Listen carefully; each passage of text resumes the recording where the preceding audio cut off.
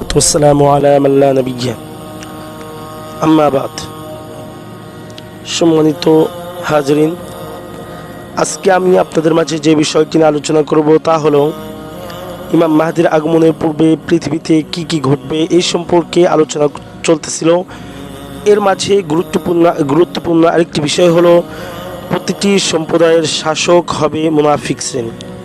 হযরতে আবু বকর রাদিয়াল্লাহু তাআলা আনহু বর্ণনা করেন, আল্লাহ রাসূল সাল্লাল্লাহু আলাইহি ওয়াসাল্লাম বলেছেন, কিয়ামত ততক্ষণ পর্যন্ত সংগঠিত হবে না যতক্ষণ না প্রত্যেক সম্প্রদায়ের নেতৃত্ব দিবে তাদের মুনাফিক শ্রেণী।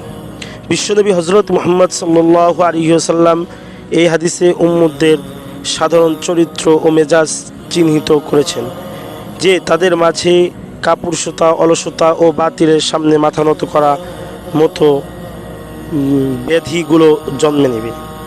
সেই জন্য মুনাফিকদের শাসন নেতৃত্বের ফলে তাদের মাঝে আত্মমর্যাদা ও ঈমানের জোশ জাগ্রত হবে না।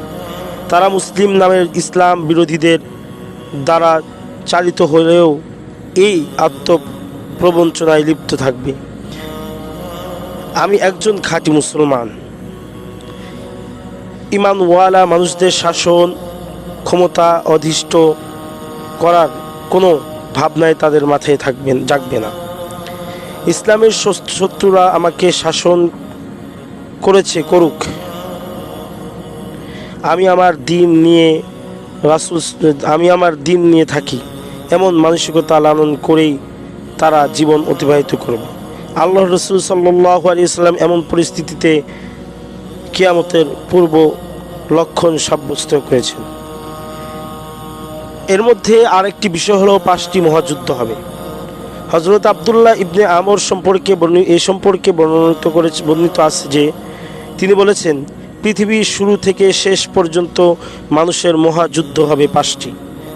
তার 2টি ইতিপূর্বে এই উম্মতদের আগে বিগত হয়েছে, অবশিষ্ট 3টি এই উম্মতের মাঝে সংগঠিত হবে।